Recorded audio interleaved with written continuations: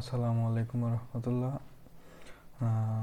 প্রথম ভিডিওতে আমরা দেখেছিলাম কিভাবে জিও রেফারেন্সিং করতে হয়। এখন জিও রেফারেন্সিং করার পরে আমাদেরকে আরও একটা কাজ করা লাগবে, সেটা হলো প্রজেকশন।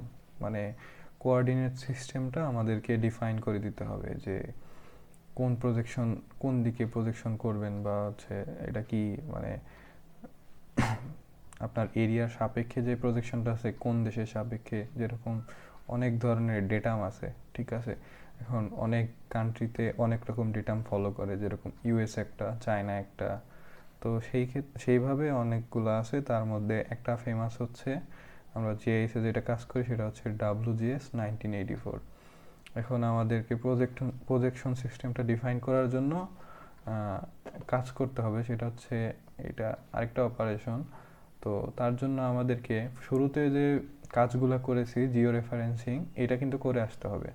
এখন কেউ যদি ফার্স্টের ভিডিওটা না দেখেন বা কাজটুকু না করেন, সেই ক্ষেত্রে ওইটা দেখে ওই কাজটুকু করে দেন এটা করা লাগবে, ঠিক আছে। ওইটা ছাড়া কিন্তু হবে না। এখন আমরা প্রজেকশন করার জন্য আমাদেরকে এই যে আমরা এই ফাইলটা নিয়ে আসছি, জিও রেফারেন্সড ফাইল।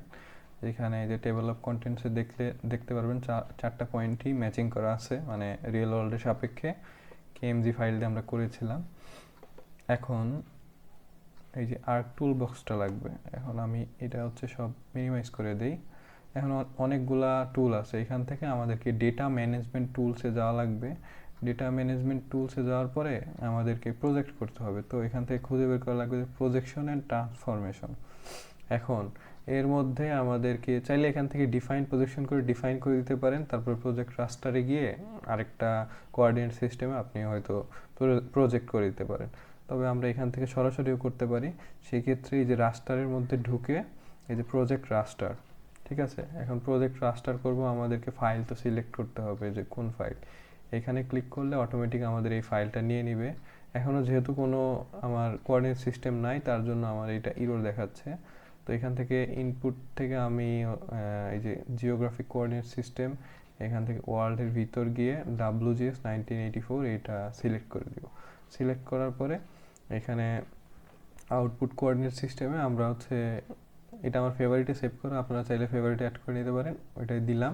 তো এখন আমাদের এই জিও রেফারেন্সিং করা ইমেজটা আমাদের ইয়াতে চলে যাবে, যে WGS 1984 এই কোঅর্ডিনেট সিস্টেমে চলে যাবে, ঠিক আছে।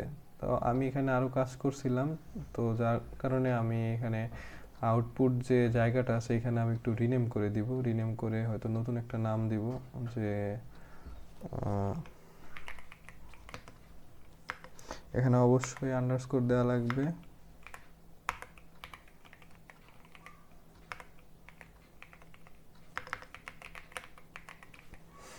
ঠিক আছে, এখন কিছুই না, জাস্ট আমাদেরকে ওকে দিতে হবে। ওকে দিলে এখন এই যে আমাদের এখানে নিচে কাজ চলতেছে, এইটা প্রজেকশনটা হয়ে যাবে। যদি আপনাদের কাজটা ঠিকঠাক হয় তাইলে দেখতে পারবেন যে একটা হ্যামারের সাইন আসবে আর একটা মানে গ্রিন টিক আসবে। আর যদি ভুল হয় তাহলে ক্রস আসবে, সেটা মেসেজ সহ দেখাই দিবে কোথায় ইরর হয়েছে। কাজগুলো একটু ভারী, তাই একটু টাইম লাগে।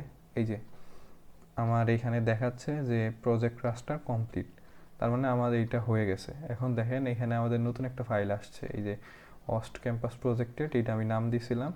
এখন বাকি যেগুলো ছিল এগুলো কিন্তু চাইলে অফ করে দিতে পারি বা রিমুভ করে দিতে পারি।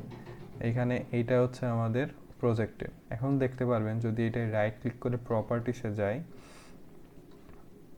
পিসিটা একটু স্লো করতেছে কারণ সি ড্রাইভটা একটু ভরে ভরে গেছে।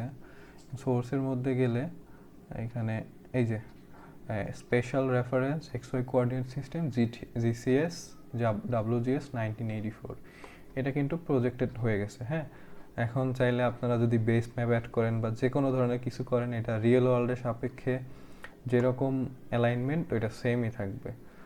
তো আজকের লেকচারটা এতটুকুই, আশা করি আপনাদের হেল্প হবে। আর যদি কোনো প্রবলেম হয় অবশ্যই কমেন্ট বক্সে জানাবেন, ঠিক আছে। আল্লাহ হাফেজ।